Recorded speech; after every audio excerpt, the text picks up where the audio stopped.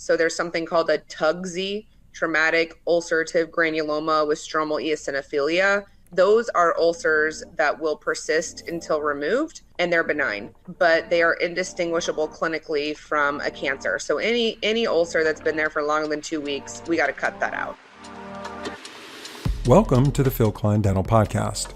As dental professionals, it's highly likely that we see oral ulcerative lesions fairly regularly in our practice. There probably isn't a week that goes by where a patient doesn't show and or complain about some kind of ulcerative lesion. But although somewhat common, we should keep in mind that these lesions can range from benign, self-limiting conditions to signs of serious underlying diseases. So it is our responsibility to be knowledgeable and up to date, so that we can accurately identify and manage these lesions so that the patient can expect the best possible clinical outcome. To guide us through the topic of ulcerative conditions of the oral cavity is our guest, Dr. Ashley Clark. She brings a wealth of knowledge about the clinical presentation, differential diagnosis, and management strategies for oral ulcerations. In this episode, we'll share insights into what dentists should look for during routine exams, what to be concerned about, and how to approach treatment or referral. Dr. Clark has been a regular contributor to VivaLearning.com. She's a board-certified oral pathologist, currently serving as the VP of Camp Laboratory after a decade-long career in academia. She is on the professional board for Oral Cancer Cause and Digital Dental Notes. Dr. Clark has won several teaching awards, has provided over 100 continuing education courses, and has authored more than 40 publications and book chapters. Dr. Clark is open to be reached out to through her email at aclark@camplaboratory.com, and that is listed in the description of this podcast. Dr. Clark will be joining us in a second, but first, with countless dental composites on the market today, choosing the right one can be overwhelming, yet a few products rise above the rest, and Voco composites lead the way. For over a decade, Grandioso's tooth-like physical properties have remained unmatched by any other restorative material. With its stunning aesthetics, exceptional durability, and superior handling, Grandioso stands out as the clear choice for all of your composite needs. And if you're looking to simplify posterior restorations with a single shade solution, check out Admira Fusion Extra. This omnichromatic nanohybrid covers all 16 Vita Classical shades with a single shade. It achieves this without compromising strength, handling, or radiopacity, providing fast, strong, and aesthetic posterior fillings. Join thousands of dentists who trust Voco for proven performance, superior aesthetics, and lasting results. Explore Voco's full range of composite materials and request a sample at voco.dental. Dr. Clark, it's a pleasure to have you on the show. Thank you so much for having me. It's a pleasure to be here. I always love doing these podcasts with you. Yeah, we love having you. I just want to let the audience know there's several other podcasts that we've done with Dr. Clark. One is on common oral pathology, which is very insightful on some of the things that we as GPs will see routinely in our practice and how to proceed when we see them and what to tell the patient. And also a very important one is leukoplakia, because that is very prevalent intraorally. It's one of the most common pathologic entities that GPs will see in the oral cavity. And leukoplakia, 20% of those lesions turn into dysplastic cells. So leukoplakia is a very, very important white patch to be aware of. And Dr. Clark covers that very well in one of her podcasts. So today we're going to be talking about ulcerative conditions of the oral cavity. So to begin, Dr. Clark, my first question is, how often does the dental team encounter a patient with ulcerations? Ulcerations are actually pretty common depending on the type. So they're usually, when we talk about ulcers, we divide them into acute ulcers and chronic ulcers. Acute ulcers, the common ones are recurrent aphthous ulcers and herpes. Those are common. And then the uncommon one is erythema multiforme. That's pretty uncommon, but that's an acute process. For chronic ulcers, the common one is lichen planus, and the uncommon ones are mucous membrane pemphigoid and pemphigus vulgaris. So about 20% of your patients have aphthous stomatitis, about 40% have herpes, and about 1% have lichen planus. So those are the main ulcerative conditions with which I deal. So, talking about one of the common ulcers, aphthous ulcers, how do we manage that for patients where they're extremely uncomfortable because they are painful, correct? Yeah, that's the number one thing that why we treat aphthous ulcers. They're painful. They're just, you're creating a better quality of life for your patient. If the patient is having minor aphthous ulcers, meaning, regular ulcers that aren't huge and they go away in 1 week, they don't scar. The way we treat those, number one, we can do over the counter care. Usually that's sufficient, just palliative treatment. If they are coming to you with the chief complaint of, I get these ulcers and they hurt, what I would do is a magic mouthwash, which is a liquid Benadryl, a Maalox, and then with or without viscous lidocaine. If you choose to do it without viscous lidocaine, they can actually buy the Benadryl and Maalox over the counter What's the and mix it 50-50. Yeah, I was going to ask you what kind of mix are we talking Oh, about? yeah. So Yeah, 50-50 you mix it. on the Maalox and the Benadryl, 50-50. Benadryl. Yep. So that's palliative. That will help soothe it. To help prevent and treat them, you can give a topical steroid. Generally not needed for minor aphthous ulcers, but that will help them go away. It will help with healing time. And then what you want to do is get them off of sodium lauryl sulfate toothpaste. So any toothpaste containing sodium lauryl sulfate, you want to try to get them to try a new toothpaste. And a lot of times that will prevent the patient from getting aphthous ulcers. Some examples of SLS is what I'll call it, sodium lauryl sulfate. Some examples of SLS-free toothpaste include Squiggle, Squigle. You can buy that on Amazon. It has fluoride. It actually has the most mild surfactant available on the market. It's called Poloxamer. It has no irritating flavors. It's just a great toothpaste. The next one, you could try biotin. Both flavors of biotin are SLS free. The easiest one to suggest is Sensodyne, but you have to tell the patient to read the ingredients because Sensodyne makes over 21 types of toothpaste and not all of them are SLS free. So Squiggle is a safe bet. Biotin's a safe bet. Sensodyne is more easy to find, but you have to do a little bit of patient education. Now, does SLS also cause other tissue irritations in addition to the ulcers? So what SLS does is, for example, I was a dental student when the Oral Health Institute in Indianapolis, Indiana came up with Crest Pro Health, and it causes sloughing in about 50% of people who use it. So, or at least that's what I was taught. Meaning you might get like little strings in your mouth, and that's just a little bit of tissue sloughing that does not hurt the patient. It's not cancerous, it's not painful, it's just maybe mildly irritating. But in patients who get ulcers, that thins the mucosa out just a little bit to make it more apt to ulcerate. So that's why SLS is free toothpaste are preferable because you don't get that sloughing. My recommendation would be not to use any toothpaste that has SLS in it. That creates the lather, right? The soapy type. Yes. Yep. Yeah. That's the detergent that gives you that nice foamy feeling that you're really getting in there and cleaning. Now, the other toothpaste that I mentioned, Sensodyne, Biotin, Densify, they all use a surfactant. It is a very long name that starts with a C. I'm not even going to attempt to pronounce it. It's a surfactant or a detergent that causes some foaming. And like I said, Squiggle has the Poloxamer, so it actually doesn't foam that much. So patients might not like that either, but it's the most mild surfactant, least likely to cause that sloughing. So not all ulcerations are the same. Some are very mild and relatively painless. Some are not life-threatening but painful. But then there's the ominous ones, the ones that can actually be life-threatening. Sure. And those are the ones we certainly want to make sure we identify and manage. So what are we looking at as dental professionals as far as those kinds of lesions? So there are 3 ulcerative conditions that dentists are responsible for catching. And if we don't, the patients either die, go blind, or die. So there are, and those are the rare ones, but even though they're rare, they're incredibly important.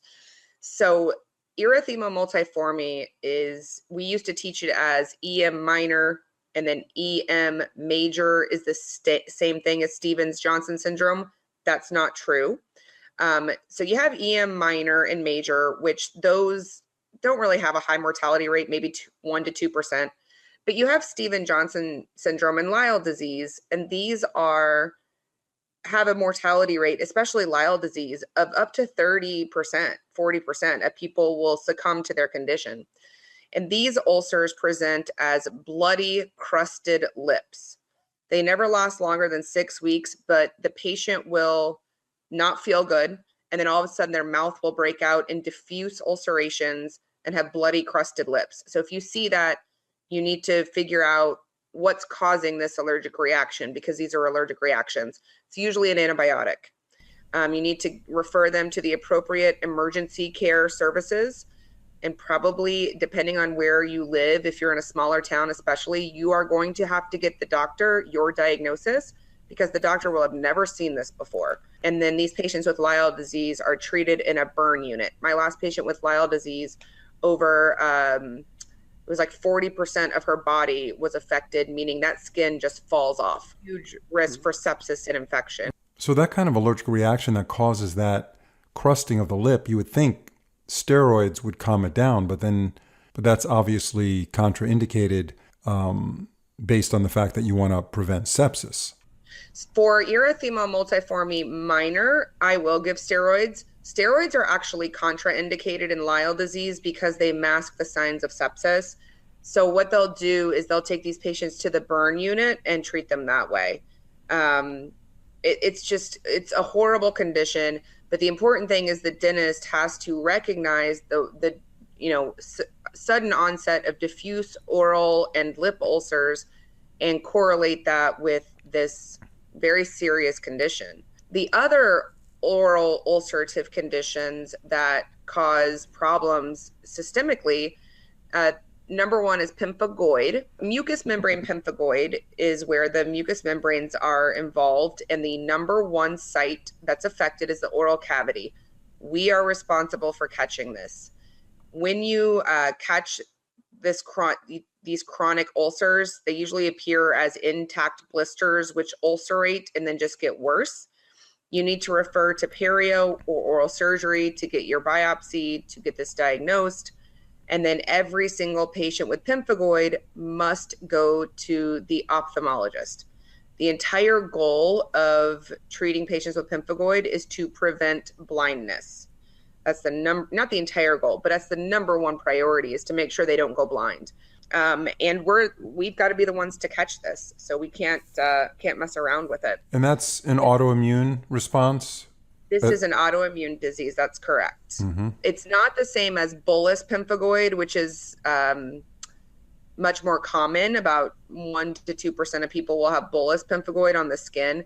So the mucous membrane pemphigoid is the one that causes blindness and affects the oral cavity. You're allowed to have both, but bullous pemphigoid tends to not affect the oral cavity. It tends to just affect the skin, and mucous membrane pemphigoid tends to not affect the skin and affect the mucous membranes. But in contrast, like lichen planus, that's a mucocutaneous condition. It likes to live on mucous membranes and skin, just like erythema multiforme can affect mucous membranes and skin. You certainly covered a lot there, Dr. Clark. If you would, could you reiterate the oral conditions that would often lead the patient to be treated in a burn unit? Stevens-Johnson syndrome and Lyell disease, these are under the umbrella of what's called SCARs, severe cutaneous adverse reactions. Those are the ones where they need to go to the hospital and possibly be seen in a burn unit. I think collectively we just refer to these things as EM because, number one, that's what we were taught. Mm-hmm. We were taught that EM and Stevens-Johnson syndrome is the same thing, and that's just not true. But we didn't know that, right? Right. And then number two, the lesions look incredibly similar. They're basically the same presentation. Just EM that usually doesn't cause death is triggered most typically by an infection such as herpes. And the severe cutaneous adverse reactions are typically triggered by a medication such as an antibiotic. We'll be getting right back to our guest in a second, but first, when it comes to digital workflow equipment, it's important to partner with companies that provide premium products with unparalleled service, all at an affordable price.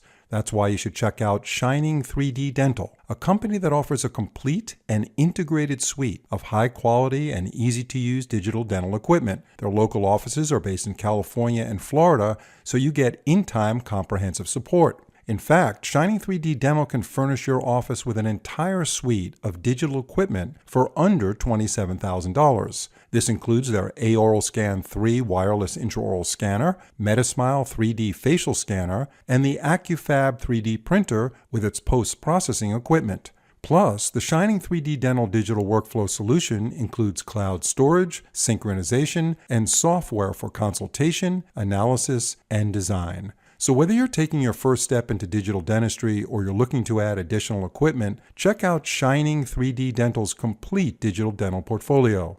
To learn more, visit shining3ddental.com. So in that first visit, Dr. Clark, when we're examining the patient, is there anything in the medical history, the history of that patient, that would alert us to the fact that that patient has a proclivity toward chronic ulcers? Well, it's sort of hard. A history of ulcers would be one indication. The three chronic ulcerative conditions, those don't really hit until adulthood, so around age 50, 60. And those tend to occur in women. So that would be the first checkbox. And pemphigus doesn't have a gender predilection, but usually like lichen planus likes to live in women, like other autoimmune diseases. So being a woman puts you at a higher risk than being a man. Having another autoimmune disease puts you at risk because autoimmune diseases like to occur in pairs. But there's never going to be a scenario where I look at a patient's medical history and think, oh, wow, they might get pemphigoid based on a fact that they have rheumatoid arthritis or something like that. What would make me concerned is if they have a history of ulcerations that haven't calmed down, or fiery red gingiva that someone has called gingivitis, but isn't responding appropriately to therapy. A lot of times patients with pemphigoid, they'll be treated for gingivitis because it looks like gingivitis at first. Mm-hmm. And then the patient's in so much pain, they won't brush their teeth. So then they'll actually get periodontitis and then be treated for periodontitis. And all the while, this is a desquamative gingivitis. This is a chronic ulcerative condition that is just affecting the gingiva, and we need a biopsy to diagnose it. So I would say if they have a history of periodontitis that's not responding to appropriate therapy, that would be another red flag if they have bright red gingiva. Another thing to mention is that aphthous ulcerations are typically something that happens in the younger population. And as we get older, we tend to not get them as much. So anyone who has their first aphthous ulcer after age 30, or anyone who has an increase in severity of aphthous ulcers after age 30 ought to be evaluated for a syndrome that can cause aphthous ulcers. And what syndrome is that? The number one thing people typically think of, Behçet and Crohn are the number one and number two that people typically think of. Crohn disease actually doesn't present with aphthous ulcers in the mouth too terribly often. Crohn disease likes to create these sort of cobblestone appearance to the mucosa, sort of tissue overgrowths, but it can lead to aphthous ulcers. Behçet disease has ocular, genital, and oral, very deep ulcers in the oral cavity. But there's a whole host of things. There's something called PFAPA syndrome, in which patients get periodic fevers that are unexplained. They get aphthous ulcerations, and then they get adenitis. So they get these swollen, pharyngitis and adenitis, swollen lymph nodes. And I've seen that occasionally. But these syndromes are so rare, like magic syndrome where they get inflamed cartilage and genital ulcers and mouth ulcers. They're so rare that I wouldn't expect a general dentist to have, compiled all the syndromes in their head. So what I would do, just know that you need to reach out to someone if they start getting ulcers after 30 or the severity increases after age 30. Reach out to me, reach out to your favorite oral pathologist or oral medicine person, and get them evaluated for a syndrome. Those syndromes sound miserable, absolutely miserable. Yeah, they're pretty bad. Yeah, but they're not life threatening, though, right? None that I said are life threatening. Correct. I had to think about the ones that we talked about. Yeah. Bichette can be, I think, um, but I would have to go back and look that up. Yeah, as long as it didn't happen too often. I mean, otherwise the quality of life Yeah, ain't that great. But I is think a better answer is they're not imminently life threatening. so. Let me ask you this, Dr. Clark, regarding ulcerative lesions in the mouth. What types of lesions in appearance should raise a red flag, indicating that they might progress into something more serious like cancer? Any ulcer that is not healing, it should be considered a precursor to malignancy.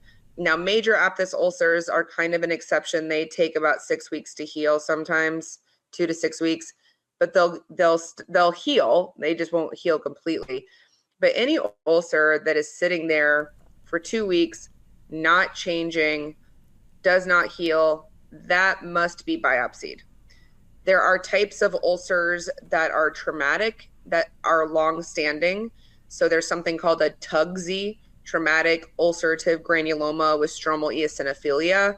Those are ulcers that will persist until removed, and they're benign, but they are indistinguishable clinically from a cancer. So any ulcer that's been there for longer than 2 weeks, we got to cut that out. Now, what about herpes? Usually, what, it's a week to 10 days and it's gone if it's related to an That's exactly right. episodic herpes infection? Yeah, 7 to 10 days. You're right on the money. Is a herpes infection. Most people with herpes will get a prodrome, meaning they know when it's coming. They get the tingling or burning sensation, usually on the lip. At that point, if you want to prescribe your patient an antiviral medication, if they take it at prodrome, they can prevent the herpes labialis from coming on. And again, this isn't going to save your patient's life, but this is going to make your patients appreciate you very much if you can prevent them from having a 10-day cold sore. You can either eliminate the cold sore or drastically reduce its severity. So what you do is you prescribe 4 1-gram pills of valciclovir. Patient takes 2 when they feel the tingling, when they feel it coming on, and 2 12 hours later. And that will drastically help their cold sores. I don't call them herpes, I call them cold sores. Patients just don't like the H word. Right. Is there any side effect to taking valciclovir, or is that proven to be pretty uneventful as far as side effects? I don't know that there is a downside of taking valciclovir. The only thing is you don't want to prescribe it to someone daily, like a daily prophylactic, unless they're getting like 1 a month. Most patients get 2 cold sores per year. So when I write this prescription, I give them the prescription and then I give them 2 refills. So that means they should be protected throughout the year, and they should go fill that medicine and keep it with them. Now, the downside of, let's say, someone has a cold sore twice a year, if I would give them daily antivirals, we might risk the virus mutating and becoming immune to that particular medication. Usually when that happens, it's only the peripheral virus that mutates, but that is the downside. I don't really know of any systemic ill effects that taking an antiviral can have. What about that cream that's pretty popular, Abreve? Is that effective? There is a statistically significant but clinically minimal reduction in severity. And in English, what that means is if you have herpes, if you get a lip lesion and it normally lasts 7 days, if you use Abreva, it'll last 6 days. So statistically significant, clinically minimal. So the creams, the prescription penciclovir cream works the best, but still not great. Still only a reduction in about an hour, or an hour of about a day. The best thing that works is the preventative valciclovir. Now, if your insurance doesn't want to pay for valciclovir, what you can also do is 400 milligrams acyclovir 5 times a day for 5 days. That is obviously less practical than doing something twice. Now you have to do something 25 times. But sometimes insurance would just not want to pay for valciclovir, and that's what we have to do. So in your mind, Dr. Clark, you certainly look at this cold sore situation twice a year as something a dentist should be managing through valciclovir. No hesitation in prescribing that for the patient, correct?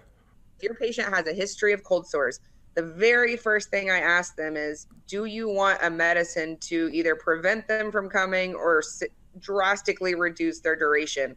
And I have never had a patient say no to that. So if you would, Dr. Clark, reiterate for our audience the dosage for valciclovir in the event a dentist plans to prescribe this drug to their patient.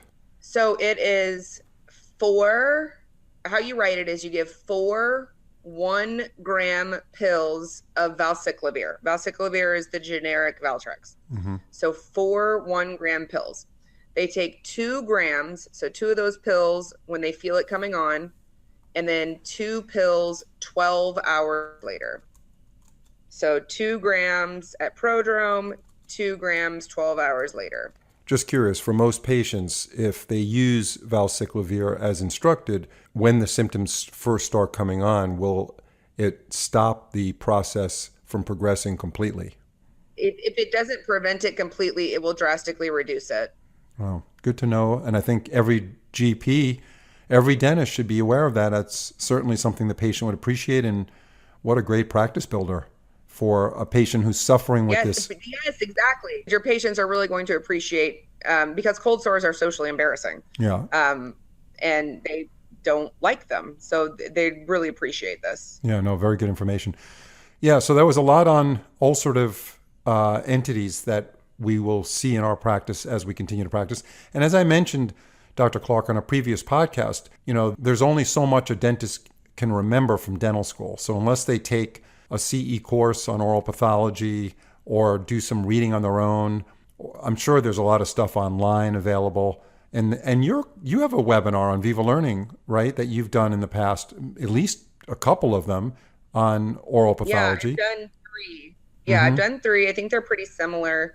And they're typically over oral cancer, and they're sponsored by Perel Pharma. So I do talk about Goggles a little bit, which is an autofluorescent technology to help identify spots that your eyes might not catch. So if you're interested in hearing what Dr. Clark has to say as far as the webinar goes, just go to vivalearning.com, type in Dr. Clark's last name, C-L-A-R-K. You'll see Ashley Clark, and then you'll see all of her webinars and podcasts. She's, again, a board-certified oral pathologist and a dentist, so we're very grateful to have access to her expertise.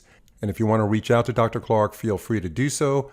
Her email is listed in the description of this podcast episode. It's at aclark, that's aclark, at camplaboratory.com. Again, we're so happy we had the opportunity to have you on the show, Dr. Clark. You offer such great stuff, such an important topic for all of us to get a refresher on. And if anybody is looking for a good pathology lab that understands dental lesions as well as Dr. Clark does, her lab is available. Again, just use the email in the description to find out more information. Dr. Clark, thanks so much for your insight. We look forward to having you on future programs. Yeah, thank you so much for having me. I always appreciate it.